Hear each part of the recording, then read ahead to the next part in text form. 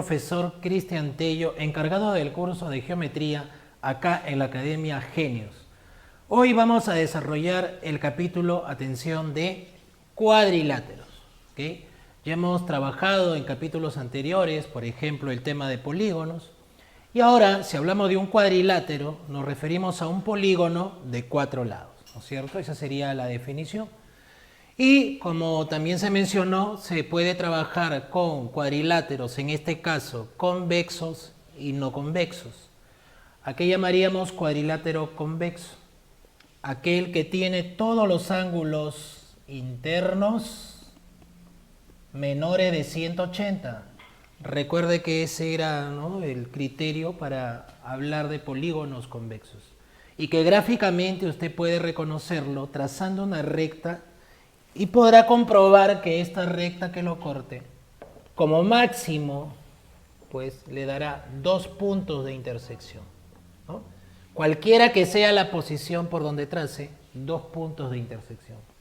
Ahora, el cuadrilátero no convexo es aquel que tiene un ángulo que ya supera la media vuelta, supera los 180 grados. Por lo tanto, puede encontrar, al trazar una recta, en alguna posición que lo corte en más de 2 puntos. Precisamente eso lo podríamos ver por aquí. Trazamos la recta y podemos comprobar efectivamente que hay más de 2 puntos de intersección. Ahí habrían 4, ¿eh? Listo, entonces nosotros por lo general vamos a trabajar, lo más común, trabajar con cuadriláteros convexos. Y ahora, como toda figura geométrica, esta se debe clasificar. Cuando clasificamos los cuadriláteros, ¿está bien?, vamos a tener 3 bloques que lo vamos a ver dentro de un momento. Pero antes vamos a estudiar cuáles son los teoremas asociados a los ángulos del cuadrilátero. Yo voy a decir teoremas angulares. Si yo evalúo un cuadrilátero, tengo acá sus ángulos internos, sus ángulos externos, ¿no es cierto? Sabemos entonces, a partir ya de la fórmula de los polígonos, esa fórmula general que se estudió previamente, que nos da la sumatoria de medidas de todos los ángulos internos, este valor de 180 grados por el número de lados menos 2. Si usted reemplaza n igual a 4, le va a salir 180 por 2, que será el resultado de 360. Claro que sí. Entonces vamos a decir, para un cuadrilátero, la suma de medidas de los ángulos internos debe dar el valor de 360. Muy bien. Ahora, si hablamos de los externos, ya se explicó que en el caso de los polígonos en general, la sumatoria de medidas de externos es 360. O sea que en el cuadrilátero va a ocurrir lo mismo, ¿no? Entonces, si yo sumo medidas de todos los exteriores, debe dar 360. Quiere decir que esto sería una coincidencia para los cuadriláteros. Tanto la suma de medidas de internos como de externos, en ambos casos, 360 grados.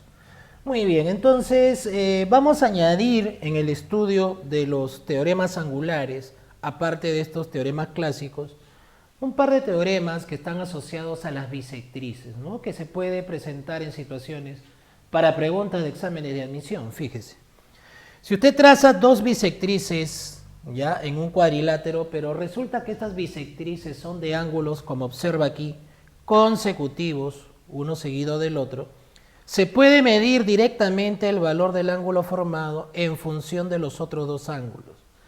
Ahora, si usted quiere deducir, no es muy difícil, simplemente va a plantear, dado de que en el cuadrilátero todo va a dar 360, tendría el resultado 2 alfa, 2 beta, se puede plantear por aquí, claro, a ver, jóvenes, 2 alfa, 2 beta, voy sumando ellos dos, el y con el z, aplicando el teorema que acabamos de ver, 360. Ahí usted le puede sacar mitad, ¿no? Entonces la expresión debe ser alfa más beta más y más z. Estamos sacando mitad, a eso lo dividimos sobre 2. Y sería sacando mitad 180. Bueno, pero si analizamos el triángulo donde está X, alfa, beta y x de otro lado también dan 180. Entonces, si usted plantea alfa más beta más x, 180. Si usted compara entonces, joven estudiante, las dos expresiones, podrá notar que el valor de x coincide con y más z entre 2. Así que esa es la fórmula que vamos a usar. Cuando tengamos esta situación, planteamos directo, ¿no? Estamos demostrando que el ángulo formado por dos bisectrices, ¿no?, consecutivas es la semisuma de los otros dos ángulos. ¿Está bien? Listo. Ese sería nuestro teorema para este caso. Muy bien, pero no es la única situación, como ustedes pueden ver, ¿no? Hemos trabajado aquí el ángulo formado en dos bisectrices consecutivas. ¿Y qué pasa si las bisectrices trazadas son de ángulos opuestos? Observe bien aquí. Usted ha trazado bisectriz y en el ángulo que está enfrente también se ha trazado bisectriz. Entonces, de manera similar a como hemos demostrado el caso anterior, ¿no? Usted también podría intentar la demostración para el menor ángulo. Ojo, el teorema sirve para calcular el menor ángulo formado. ¿Cuánto le va a salir el menor ángulo formado? Aplicando las leyes de los ángulos en cuadriláteros, le debe dar ese valor, fíjese bien, ya no la semisuma, sino la semidiferencia. Y menos z entre 2. ¿Ok? Entonces, ya eso le dejo para que usted lo pueda evaluar. Bien, decíamos, ¿no? Tenemos que ver la clasificación. Entonces, también habíamos mencionado, los cuadriláteros se dividen en tres bloques, ¿no? ¿Cuál es el primer grupo de cuadriláteros? Son llamados los trapezoides. Trapezoides. ¿Cuál es la característica de un trapezoide? Bueno, según la definición, ellos no tienen lados opuestos paralelos. No tienen lados opuestos paralelos. Puede observar, por ejemplo, aquí, este lado con el opuesto no hay paralelismo. Entre este par opuesto tampoco hay paralelismo. Es decir, es un cuadrilátero que no tiene una forma en especial. Para poderlo graficar me van a tener que dar una serie de datos, ¿no? Medida de ángulo, relación, bueno, me tienen que especificar para poder graficar un trapezoide. Y tenga en cuenta que un trapezoide puede ser incluso de dos formas. Un asimétrico, es decir, que no presenta simetría, y el simétrico. Cuando uno habla de simetría, se refiere a una figura que se refleja a través de un eje, precisamente llamado así, eje de simetría, hacia ambos lados, ¿no? Como un espejo, ¿no? Las partes iguales. Y usted puede ver que en este trapezoide simétrico, las diagonales como característica serían perpendiculares. Una de ellas se divide por la mitad debido a la simetría. Y los lados que se van a repetir acá también, ¿no? B con B, A con A, e incluso una de las diagonales, debido a la simetría, trabaja como una, ¿no?, bisectriz para los ángulos. Bien, entonces trapezoide no viene demasiado, digamos, en preguntas de exámenes de admisión. Sí viene, pero no con tanta frecuencia debido a que no tiene unas características especiales, ¿no? Más bien, el cuadrilátero que con frecuencia viene en preguntas de exámenes de admisión, si usted revisa la base de datos, ¿no?, de las principales universidades nacionales, comprobará que es el trapecio. El trapecio, a diferencia del trapezoide, que es un cuadrilátero en general, el trapecio sí tiene un par de lados opuestos que son paralelos. A este par de lados opuestos paralelos se le da el nombre de bases, ¿ok? Observe acá, estos dos lados opuestos son las bases, tienen paralelismo, ¿está bien? Entonces, como elemento yo voy a decir, voy a tener acá base mayor, la otra base sería base menor. Ojo para los problemas, usted sabe que en geometría no siempre le van a dar de dato un gráfico, ¿no? Puede venir en texto y hay que saber todos los términos. Si yo hablo de los lados que no son paralelos, no hay un nombre específico, ¿no? Se le puede decir así simplemente, lados no paralelos del trapecio, ¿no? Sería la forma de indicarlo. Entonces, el A y el C son los lados no paralelos. Aunque también se le podría mencionar que son los lados laterales, podría decirse también, ¿no es cierto? Ahora bien, como la condición del trapecio es que este par de lados opuestos, que son las bases, son paralelos, la ley del paralelismo nos dice que la suma de ángulos consecutivos, ¿no?, esos conjugados deben sumar 180, es una ley que no hay que olvidar, ¿no? Entonces, alfa con beta, 180 para el caso de los trapecios. Ya, pero cuando uno habla de trapecio, los problemas pueden presentarse: trapecio escaleno, trapecio isósceles o trapecio rectángulo. Cada uno tiene su propia característica, ¿no? Si a usted le mencionan un trapecio escaleno, condición debe ser la siguiente, ¿no? Para que sea escaleno, los lados no paralelos deben ser distintos, van a medir, ¿no?, diferente. El lado A con el lado C diferentes. E incluso acá también colocaría dos ángulos de diferente valor. Ahora sí, recomendación. En geometría uno tiene que aprender a trazar, ¿no? La geometría es el curso de los trazos, las construcciones, las líneas, ¿no? Pero hay que trazar con criterio para que nos ayude a resolver un problema. Cuando uno trabaje con trapecio, que es una figura, como ya le he dicho, bastante común en pruebas de admisión, ¿qué es lo que debe tener un alumno en mente? Debe trazar siempre, buscar para una solución el trazo de una paralela. Profesor, ¿cómo es eso? Fíjese bien. Si usted tiene acá un trapecio, trace una paralela como sugerencia, ¿no?, a uno de los lados.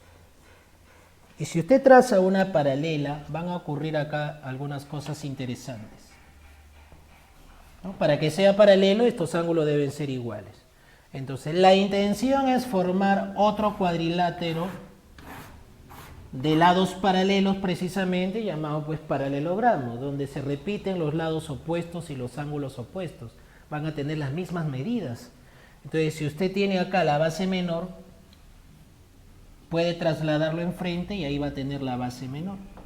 Este lado A, si lo conoce, lo puede llevar enfrente.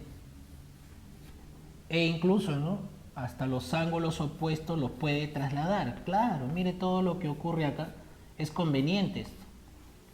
Y si todo el valor era la base mayor, al trasladar la base menor, ¿cuánto mide este segmento? La diferencia. Este debe ser base mayor menos base menor. Y ya ve que acá puede conseguir un triángulo, ¿no?, donde conoce los lados, puede haber una relación de ángulos y con teoría de triángulos puede trabajar allí, ¿se da cuenta? Entonces esa es la idea. En trapecios escalenos puede trazar una paralela y en general, ¿no? Ahora, ¿qué pasa si me dicen que estoy trabajando con un trapecio isósceles? Ah, bueno, si ya me dicen que este trapecio de mi problema es un isósceles, la condición es que los lados son iguales. Claro que sí. Te le pone un lado A, un lado A. Si es un trapecio isósceles, va a tener ángulos acá también iguales. Claro que sí. Ahora dice, profesor, pero ¿y si es un trapecio isósceles, cómo hago? ¿También trazo la paralela al lado? Sí, puede ser. Si de repente la paralela no nos es útil para una situación de un trapecio isósceles, puede recurrir a otro trazo también. ¿Cuál sería? Bueno, se busca lo siguiente, se va a trazar un par de alturas acá, ¿se da cuenta? Con la intención más bien de formar un rectángulo, ¿no? Y al trazar ese rectángulo, la base menor se va a trasladar enfrente, por ejemplo. Y al ser el trapecio isósceles, estos dos triángulos le van a salir congruentes. Y siendo congruentes, puede decir que estos dos segmentos son iguales, ¿no? La longitud que ponga por aquí, K, debe repetirse por aquí. Y bueno, ya utilizando el resto de datos en el problema, ya puede trabajar. ¿Se da cuenta? Esa es la idea. Quizás sean notables o qué sé yo. Bueno, la información que le proporcione. Ahora, si usted trabaja con un trapecio de tipo rectángulo, se refiere a aquel trapecio donde uno de los lados no paralelos va a coincidir con la altura del trapecio. Profesor, ¿y ahí qué trazo realizo? Bueno, lo que se suele hacer es trazar acá una altura, de nuevo formar un rectángulo, quizá por acá trabajar en este triángulo rectángulo, o dependiendo de la información, a veces también puede servirnos completar el rectángulo por aquí. Bueno, ya depende de las características del problema. ¿Está bien? Entonces, en el trapecio puedo trabajar con trapecio escaleno, con trapecio isósceles y con trapecio rectángulo. Ahora, siendo un cuadrilátero tan común en evaluaciones, debemos recordar sus dos teoremas asociados. El primer teorema relativo al trapecio es el llamado la mediana del trapecio, o la base media también se le puede decir. Cuando usted trabaja con trapecio, tiene las dos bases, ese segmento llamado mediana es conocido por ser el segmento que conecta los puntos medios de los lados no paralelos. Toma los dos puntos medios, los conecta, sale ese segmento. Ahora, usted puede demostrar con teoría básica de triángulos que la medida de ese segmento es simplemente la semisuma de bases. ¿Ya? Sencillo, semisuma de bases. Ahora, recordar también que la mediana como característica, ¿no?, es, además de medir la semisuma, recuerde que es paralelo con las bases. Si las bases entre sí son paralelas, la mediana mantiene paralelismo con ellas. Usted puede colocar acá un ángulo y si es la mediana puede estar seguro que el ángulo se va a repetir, dado el paralelismo. ¿Ya?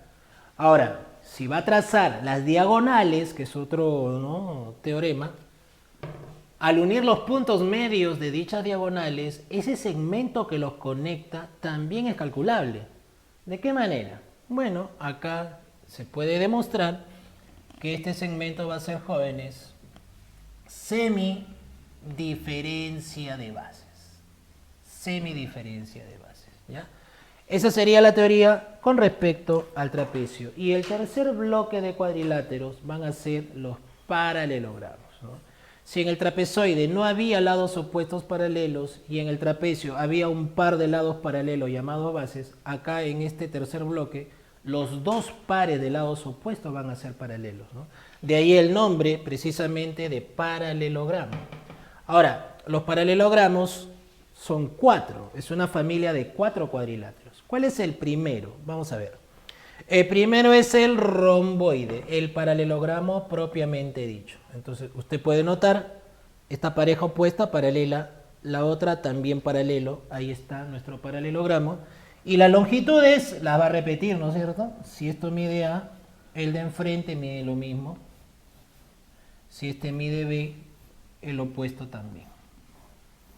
Ahora, algo que usted debe analizar cuando trabaja con paralelogramos son las diagonales, ¿ya?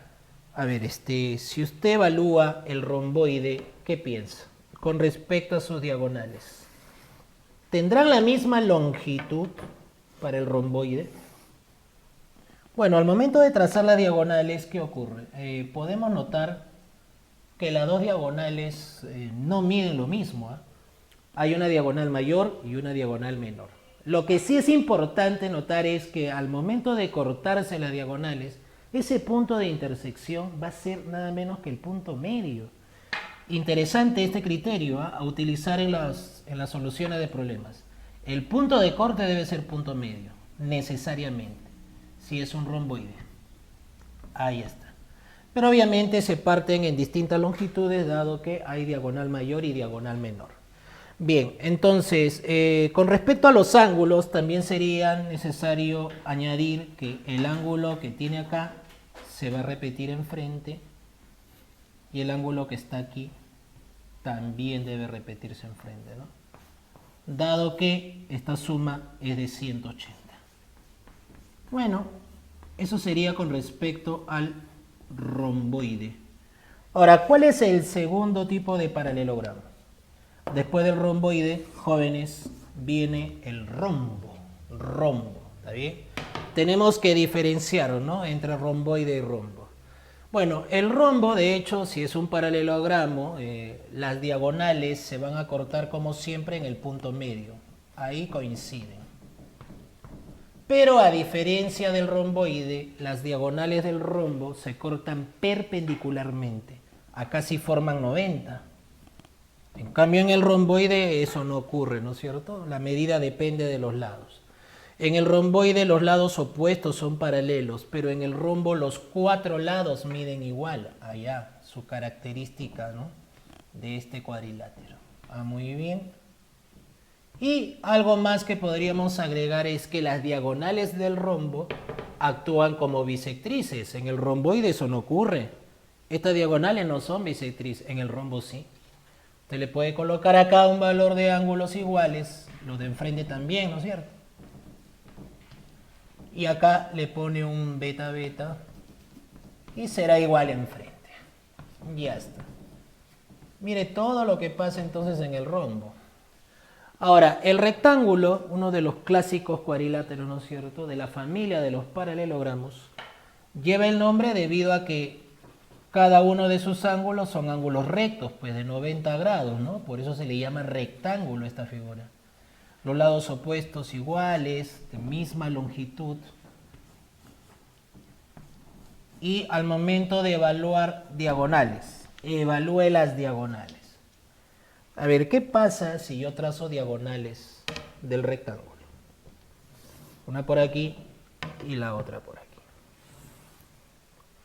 Hemos visto en los dos anteriores paralelogramos, el romboide y el rombo, que hay diagonales mayor y menor. Pero si hablamos del rectángulo, vea, estas diagonales sí son congruentes, tienen la misma longitud. Por lo tanto, en el punto de intersección, como es punto medio, salen 4 particiones iguales. Claro, estas 4 miden igual.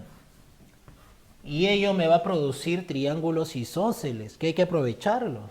Claro, colóquele ángulos que van a repetirse, ¿no?, por paralelas, por acá estarán. Entonces vea todas las características para este caso del rectángulo. Y si hablamos del cuadrado, finalmente, jóvenes, bueno, es conocido, ¿no? Cuadrado ya son los 4 lados iguales, ángulos rectos. Vamos a poner acá, los 4 miden igual. Ángulo de 90. Cuando trace la diagonal, va a ocurrir algo interesante. Si usted traza la diagonal del cuadrado, bueno, dado que los catetos serían de la misma medida, aparece un valor conocido. El ángulo de 45. En efecto, cuando trace la diagonal de un cuadrado, siempre aparece el valor de 45 grados. Ahora, si trazara la segunda diagonal, bueno, vamos a ver.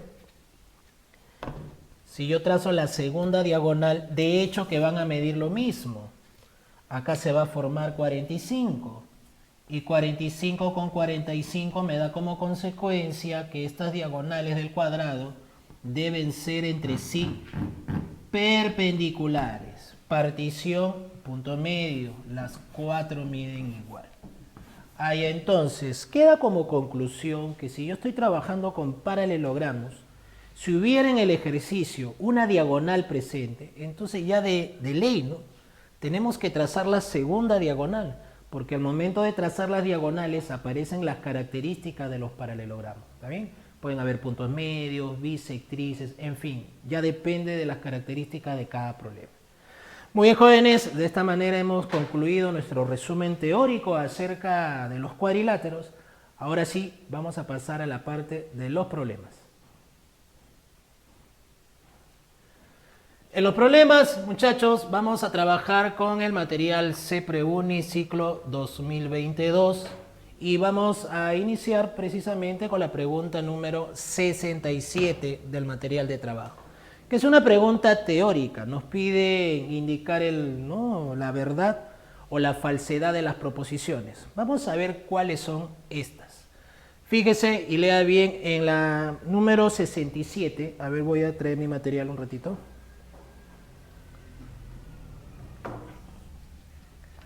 Ya, en la número 67, jóvenes, observen el material, dice, proposición número 1.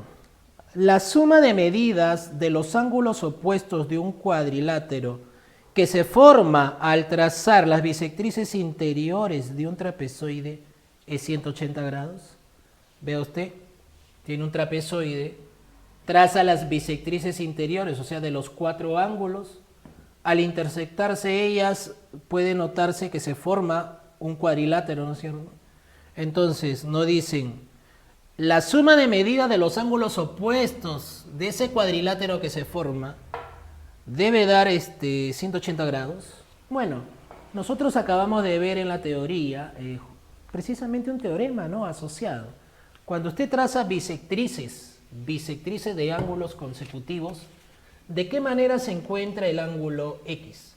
Profe, el ángulo X se calcula semisuma de los otros dos. Ya, pero ¿quiénes son los otros dos? Sería, a ver, en este caso, 2 veces teta, 2 veces phi. Si usted lo plantea de esa manera, vamos a demostrar si eso no es 180. 2 teta con 2 phi sobre 2. Ah, resulta que sale x teta más phi. De igual manera, si ahora calcula el ángulo y, va a ser semisuma de los otros dos porque son bisectrices de consecutivos. Pero el y sería ¿para quién? Para 2 alfa y 2 beta. 2 alfa con 2 beta, usted le da la semisuma, le sale simplemente alfa más beta. Y mire, si usted quiere la suma y averiguar cuánto da ese valor, ¿qué le va a salir? Pues sale la suma de los 4, ¿no? Sale la suma de los 4. Sale alfa, beta, teta y phi. Pero si aplicamos la ley general, la sumatoria de ángulos internos, las medidas de ellos suman 360. Pero como puede ver son 2 alfas, 2 beta, 2 teta, 2 phi. Si todo da 360, al sacar mitad va a dar 180. O sea que se comprueba que esta proposición es verdadera, jóvenes, ¿no? La suma de ángulos opuestos de dicho cuadrilátero da 180, sí, proposición verdadera. ¿Ya? Vamos a la segunda proposición. Dice, en todo trapecio rectángulo sus diagonales se intersecan perpendicularmente. Bueno, ¿qué sabemos del trapecio rectángulo? Lo hemos explicado en la teoría. Es aquel que tiene uno de los lados laterales o no paralelos coincidentes con la altura, ¿no? 90 y 90. Ese es un trapecio rectángulo. Ahora, me habla de las diagonales. Bueno, a ver, trace las diagonales de un trapecio rectángulo. Según la proposición, en todo trapecio rectángulo, las diagonales deben ser entre sí perpendiculares. ¿Será esto verdad o falso? Veamos. El ángulo que se forme entre las dos diagonales va a depender de la medida de estos dos, ¿no? Usted tranquilamente lo puede calcular en este triángulo como el ángulo exterior. Entonces digo, bueno, aplicando la ley del ángulo exterior, el ángulo entre las diagonales sería la suma. Eso sí lo puedo plantear. Pero ¿podré decir que esta suma siempre va a dar 90 grados? No hay las condiciones suficientes para afirmar ello, ¿no? Tendríamos que tener relaciones de medidas, algunos datos adicionales. De forma general no se puede decir que en un trapecio rectángulo sus diagonales siempre serán perpendiculares. No se puede afirmar eso. Entonces la proposición, jóvenes, sería falsa. Sí, falsa. Muy bien. Caso número 3.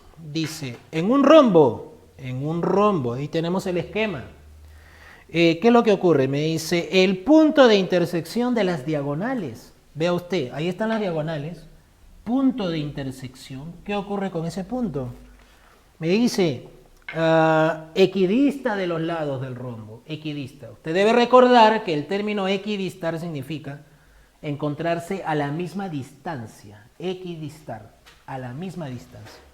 Equidista de los lados del rombo. Bueno, ¿cuáles son las características del rombo? Lo hemos visto también en nuestro bloque teórico, que las diagonales del rombo actúan como bisectrices. Se explicó ello. Usted sabe que si es rombo, esta es bisectriz, esta diagonal. Entonces, en la bisectriz ya tenemos el teorema conocido, ¿no? Que si usted traza las distancias hacia los lados, estas deben medir lo mismo, ¿no? Obviamente, por acá. 90 y 90, estas dos distancias sí miden igual. Usted le pone un A, esto también sería un A. Pero la de enfrente también es bisectriz, claro. Entonces, ¿qué vamos a decir? A ver, y como este triángulo incluso es isósceles, obviamente, ¿no? Desde este punto, porque este punto es punto medio, Vamos a comprobar que precisamente sí, se va a cumplir, ¿no? Las distancias se van a repetir, porque esta distancia con esta distancia son iguales, es un triángulo isósceles. Y si esta distancia se repite acá, la otra también va a ser igual. O sea, podemos comprobar y afirmar que en el rombo, el punto de intersección de las diagonales sí equidista de los lados del cuadrilátero. Es verdad. Ella sí es verdadera. Y el caso 4, jóvenes, para terminar esta pregunta teórica es: en todo trapecio isósceles, escuche bien, en todo trapecio isósceles, la suma de longitudes de las diagonales será mayor que la suma de longitudes de las bases. Bueno, la proposición habla de un trapecio isósceles. La característica del trapecio isósceles, lados iguales acá y sus diagonales, por ser isósceles, también van a medir igual, ¿no? Así que si yo quiero evaluar, a ver, me dicen, ¿no? A ver, la proposición era la suma de las diagonales, o sea, 2D. Esa es la proposición. 2D debe ser, ¿qué cosa? Mayor que la suma de bases. ¿Será o no será verdad? Vamos a ver esto. Para comprobar ello, vamos a hacer lo siguiente. Vamos a trazar por aquí, fíjese bien, una paralela, ¿no? Un trazo conocido, la paralela a la diagonal que participa del análisis, y acá vamos a prolongar. ¿Cuál es la intención? Formar allí un paralelogramo y que los lados opuestos se repitan. Claro que sí. Usted le pone acá B menor y enfrente pasa una de las diagonales. El objetivo de este trazo, además, es formar un triángulo, como puede ver aquí en esta posición, donde yo puedo aplicar el conocido teorema de la existencia triangular. Profe, si yo aplico el teorema de la existencia en ese triángulo, ¿cuánto mide este lado de acá, profe? Se observa, ¿no? Es B más B. Y sabemos que un lado debe ser menor que la suma de los otros dos. O sea, D más D, 2D. Decir que B más B es menor que... ¿no? Está bien, ¿no? Este lado debe ser menor que la suma. Entonces, B más B es menor de 2D, o es lo mismo, ¿no? 2D mayor que B más B. Sí, es una relación invertida. En realidad la proposición es correcta. Estaba bien. Chicos, entonces, ¿cuál sería la respuesta final? La respuesta final sería verdadera, falsa, verdadera, verdadera. ¿Cuál de las claves va a ser? Sería la clave B para marcar en nuestro material. Muy bien, jóvenes, pasemos entonces a la siguiente pregunta. Muy bien, jóvenes, continuamos acá en la Academia Genius trabajando el material de cuadriláteros del ciclo CEPREUNI 2022. Veamos la pregunta número 68. Fíjese, tenemos un romboide ABCD que se muestra, en el cual se tiene, ¿no es cierto?, la diagonal BD. Bueno, ahí la hemos trazado. Y esta diagonal se va a prolongar, se extiende, continúa hasta un punto E. Y luego en la prolongación de CE, prolongamos CE, y tomamos un punto F en dicha prolongación, pero con la siguiente condición. La condición que al unir AF debe salir paralelo con BD. Muy bien.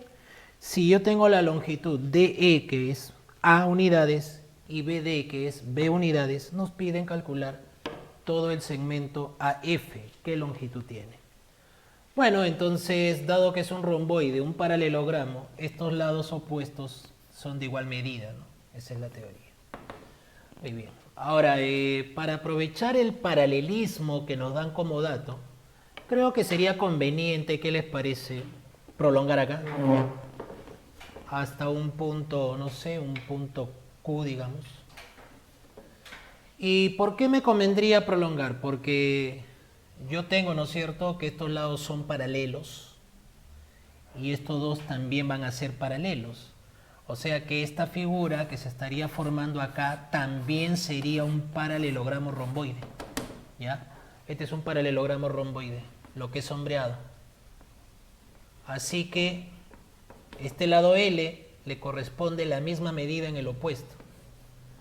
De esa manera podemos ver que en el triángulo QCF este punto D es punto medio, L y L, ¿no es cierto? Y además la línea del punto medio sale paralelo a la base. Entonces, de hecho, esa es la teoría de la base media en el triángulo. Si usted tiene este valor A, en la base debe tener su doble, ¿no es cierto? Esto debe ser 2A. Pero como este es un romboide, lo hemos demostrado, este B debe estar enfrente. Así que, jóvenes, ya tenemos la respuesta para la longitud del segmento AF. Como puede ver, resulta ser la suma de estas dos medidas. Debe ser 2A más B. Listo. Muy bien, entonces ya está la pregunta número 68. Pasemos al caso número 69. Atención, tenemos que comprobar que nuestro texto coincida con nuestro gráfico. En un romboide ABCD, ahí está nuestro romboide, la diagonal BD, ¿no es cierto? AB es menor que BC, está bien. Si AB es menor que AD es igual a decir menor que BC porque los opuestos son iguales. Me dice, en AD voy a tomar un punto, sí, H, pero bueno, menciona el texto de que al unir BH con la diagonal AC hay un punto de corte E. El lado AB mide 12, la condición es de que este ángulo mide el doble del otro y que entre ellos hay un ángulo recto, ¿no es cierto? O sea, son perpendiculares. A partir del valor 12 nos piden calcular en este problema cuál es la medida del segmento EC, que le he puesto X ya como incógnita, ¿no es cierto? Bien, si estamos trabajando con un romboide, ¿qué es lo que va a pasar? Ángulos opuestos de igual medida, ¿no? Este alfa se va a repetir. ¿Qué les parece por ahí? ¿Está bien? Es igual. ¿Qué otra cosa más? Aprovechar la relación de 1 a 2. Aprovechar la relación de 1 a 2. Cuando usted trabaja con un triángulo rectángulo, recuerde que en el triángulo rectángulo, ¿qué se sugiere siempre? Dado que usted quiere conocer la medida de la hipotenusa. Profesor, hay un trazo bien conocido que nosotros sabemos que es la mediana relativa a la hipotenusa. Claro que sí. Vamos a trazar esa mediana de esta manera. ¿Y qué nos dice el teorema? Que la mediana mide la mitad de la hipotenusa, ¿no? Usted recordará que si este punto es el punto medio, acá tiene X medios, pero la mediana también mide X medios, dado que es un triángulo rectángulo. Y al aprovechar ello, forma el isósceles y va a trabajar con el mismo ángulo, pues, ¿no? Obviamente este alfa pasa acá. Y ahora, si usted evalúa el ángulo exterior, la medida es la suma. Entonces, el alfa más el alfa va a tener 2 alfa. ¿Ello qué me comprueba, profesor? Estoy observando que este triángulo de aquí, debido a la relación angular 2 alfa, termina siendo isósceles. Si este punto le llamo un punto Q, el triángulo ABQ, comprobamos que es isósceles. Por ser isósceles, estas medidas deben ser de igual valor, ¿no? X medios es igual a 12. Por lo tanto, la longitud pedida sería el doble simplemente, ¿no? Resultado sería el valor de 24. ¿Está bien? Listo, listo. Ahora, evaluemos la pregunta número 70 del material. Fíjese bien, lo que indican es lo siguiente, ¿no? Se está trabajando con un trapecio ABCD. Las bases AB y CD están indicadas allí, muy bien. Las longitudes se conocen, 5 y 13. Los lados laterales vienen a ser, a ver, los valores de...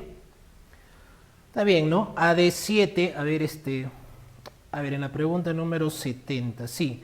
CD3 es 5, BC9 y AD7. A ver, acá hay una pequeña confusión, vamos a corregir. Esto es 7 unidades, ¿ya? Ahora sí, teníamos que comprobar todo lo que dice el texto. Bueno, con estas medidas se van a trazar las bisectrices, medidas internas, de los ángulos A y D y de B y C. Bueno, si uno traza las bisectrices van a haber unos puntos de corte y el problema pide calcular el segmento que une dichos puntos de intersección. Bueno, cuando usted trabaja con un trapecio, esto es algo conocido, ¿no? Habíamos dicho en la teoría, se había explicado que por ser trapecio las bases son paralelas Por lo tanto, los ángulos consecutivos deben sumar 180, son suplementarios. De ahí nomás usted puede deducir, por ejemplo, que esta pareja de ángulos suman 180. Al momento de sumar 180, usted saca la mitad y le va a dar 90 grados, ¿no? Claro. Y usted tiene que aprovechar el resultado de que dan 90 grados. Porque estaría demostrando que esas bisectrices entre sí son pues perpendiculares, ¿no? Y cuando se forma 90 grados, ¿qué es lo que nos conviene? Nos conviene prolongar porque el triángulo que se va a formar sería un triángulo isósceles. Claro que sí. Profesor, ¿cómo es eso? Prolongue. Si usted prolonga, el triángulo formado es isósceles porque la bisectriz al mismo tiempo es altura. Entonces, este lado 9 tendría que repetirse, ¿no? A ver, si fijamos bien la medida, por acá habría 9, ¿no? Por acá habría 9. E incluso la altura, además de bisectriz, también es mediana, mediatriz. Las líneas se confunden, claro. Esto sería punto medio. Ya. Yo creo que lo mismo hacemos por acá, pero como todo era 13, vamos completando medidas, jóvenes. Para completar los 13, ¿cuánto falta acá? 4 unidades, ¿no? 4 unidades. El proceso se va a repetir hacia el otro lado, porque con estas bisectrices ya de forma análoga van a ser acá 90 grados. Vamos a prolongar siguiendo el proceso. A ver, prolongamos. Y el triángulo que se va a formar es un triángulo isósceles. Este punto también sería punto medio allí. ¿Ya? Pero hay que ver que si este lado es 7, ahora el isósceles va a presentar un 7 aquí. Ya está. Entonces, si esto es 7 y esta porción es 4, ¿cuánto nos queda acá en esta posición? Sería la diferencia, ¿no es cierto? ¿Qué valor? Profesor, acá tengo 3 unidades, ¿no? 3 unidades. Para que me den los 7. Muy bien, entonces puede notar al final, bueno, que no es necesario, pero vamos a indicarlo para tener una mejor visión. En esta figura que se muestra en la parte central, se tiene ¿qué cosa? Un trapecio, ¿no es cierto? Y en ese trapecio, esas líneas serían pues sus diagonales. Y al ser las diagonales, vamos a conectar sus respectivos puntos medios. ¿Y con qué teorema se calculaba ese segmento que conecta los puntos medios de las diagonales? Profesor, ese segmento se calcula la semidiferencia de bases, ¿no? Claro. Vamos a ver. ¿Quiénes son las bases? Bueno, la base de dicho trapecio que se forma en la posición central, como puede ver, son 5 y 3, ¿no es cierto? Entonces sería la semidiferencia. 5 menos 3 dividido entre 2.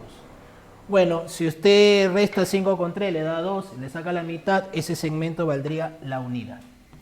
X vale 1. Interesante. Entonces, en estos problemas de trapecio, cuando hay bisectrices, se van a formar ángulos rectos y, como ve, la sugerencia es formar el triángulo isósceles. Y vamos a ver una más, jóvenes. Vamos a ver una más. Muy bien, jóvenes. Vamos ahora al problema número 71. Ya, fíjense bien. Según el texto menciona que voy a trabajar con un cuadrado ABCD y que en la región exterior ABC tomaré un punto Q por el cual trazaré una recta que va a cortar a los lados BC y CD en los respectivos puntos. ¿Ya? Un punto T y un punto P. Entonces, me dicen que esta partición mide el doble de la otra. Ahí lo hemos puesto, la relación. Y además, el trapecio ABQP que se va a formar acá por condición debe ser isósceles.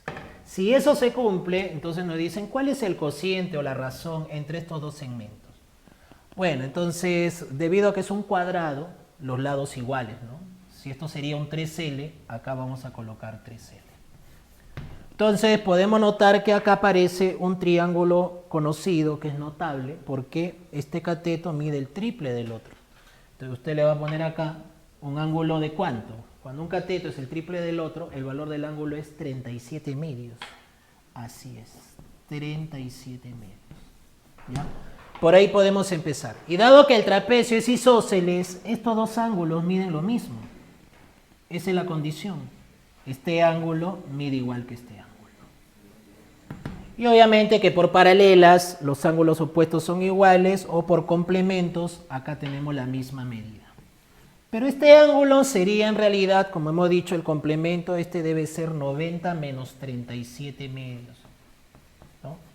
90 menos 37 medios. Y si uno analiza acá, tenemos el doble, que sería 180 menos 37. Para completar los 180, acá debemos tener 37 grados. Muy bien, pero este 37,53, como es notable, trabaja con la relación 3, 4, 5. A 53 le ponemos 4. Bueno, para no trabajar con fracción, le vamos a poner acá 4. Le cambiamos a 2 y acá sería 6, ¿no? Simplemente arreglamos la relación y listo. Bueno, ¿y la hipotenusa cuánto va a ser, profe? La hipotenusa sería ¿cuánto? 5, ¿no es cierto? Claro, 5. Pero el lado del cuadrado sería 6, que lo vamos a tener también aquí, por supuesto, acá hay 6L. Pero como el trapecio es isósceles, entonces estos dos lados tendrán la misma medida. Si acá hay 6L, acá también debe haber 6L. Pero como esto es 5, esto debe ser un solo L. Por lo tanto, el cociente o razón entre los dos segmentos, el X sobre Y pedido, ¿qué relación debe tener? Bueno, el X con el Y jóvenes sería simplemente 5L sobre L, ¿no? Bueno, con esto queda comprobado que la razón entre ellos debería de ser 5 unidades. Muy bien, jóvenes, de esta manera hemos concluido con este tema de cuadriláteros acá en la Academia Genius, y su amigo el profesor Cristian Tello se despide hasta una nueva oportunidad.